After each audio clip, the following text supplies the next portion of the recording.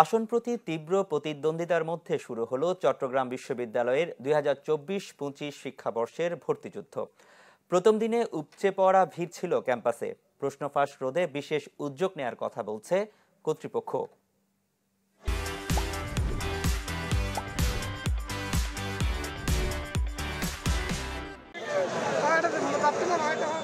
পরীক্ষা শেষে শিক্ষার্থীদের এই স্রোত চট্টগ্রাম বিশ্ববিদ্যালয়ে। শনিবার শুরু হয় পাহাড় ঘেরা মনোরম এই ক্যাম্পাসে ভর্তিযুদ্ধ।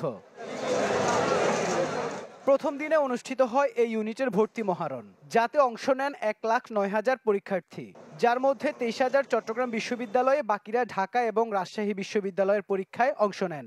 গতানুগতিক যেরকম প্রশ্ন হয়েছে এবারে একটু টাফ করছে, আর ইংলিশটা হচ্ছে যে সি ইউনিটে যেরকম এক্সাম হয় ওরকমই হয়েছে। কনসেপচুয়াল অনেক প্রশ্ন ছিল, কাটমার্ক মনে হয় এবার কম উঠবে, কারণ কি যেহেতু প্রশ্নের মধ্যে কিছু কনসেপ্টের বিষয় ছিল। গতানুগতিক প্রশ্ন অনুযায়ী হয় নাই, মানে ভিন্ন রকম প্রশ্ন আসছে। আর গার্ডিয়ান বেশি আছে, যার কারণে স্টুডেন্টদেরকে দেখা যাচ্ছে না, এটাই আর কি। গার্ডিয়ান কম আসলে আরো তাড়াতাড়ি পৌঁছানো যায়। তো স্টুডেন্টের সাথে ২-৩ জন গার্ডিয়ান বন্ধু আসছে, যাতে ভিড়টা বেশি হয়ে গেছে।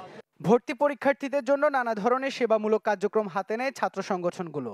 সকাল থেকে বাইক সেবা, সিট খুঁজতে সাহায্য করা এবং নানা তথ্য দেওয়ার মতো কার্যক্রম পরিচালনা করে ছাত্রদল, শিবির, বৈষম্য বিরোধী ছাত্র আন্দোলন এবং বাম সংগঠনগুলো। ৩টা বুথ কাজ করতেছে, যারা নিয়মিত শিক্ষার্থীদেরকে তাদের হল এবং তাদের যে পরীক্ষার রুম সেটা দেখিয়ে দিতে সহযোগিতা করতেছে। গার্ডিয়ান বা কোনো শিক্ষার্থীর যদি কোনো ব্যাগ বা মোবাইল যদি আমাদের কাছে আমানত রাখতে চায়, তাহলে তারা রাখতে পারবে। খুবই সম্মিলিতভাবে কাজ করছে বিশ্ববিদ্যালয়। যদি এভাবে কাজ করে পরীক্ষার্থীতে আসলে আমার মনে হয় না কোনো সমস্যা হবে। পরীক্ষার্থী এবং অভিভাবকদের কথা বিবেচনায় এবার আলাদা ছাউনি দিয়ে বসার স্থান তৈরি করে বিশ্ববিদ্যালয় প্রশাসন। প্রশ্নপত্র ফাঁস রোধে এবং নিরাপত্তায় সব ধরনের ব্যবস্থা নেয় কর্তৃপক্ষ। আমরা যখন ঢাকায় পাঠাই তখন আমরা পুলিশ এসকর্ট দিয়ে, প্রশ্ন দিয়ে আমরা আমাদের টিমকে পাঠাই। রাজশাহীতে ওইভাবে পাঠাই। আমাদের এখানে ডিন অফিস এটাকে কন্ট্রোল করে।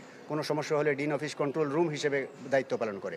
আমরা বাড়তি দায়িত্ব পালন করি। আমরা ঘুরে ঘুরে দেখি কোনো অভিযোগ আছে কিনা, কোনো অভিভাবকদের কোনো সমস্যা হচ্ছে কিনা, তাদের কোনো হয়রানি হচ্ছে কিনা।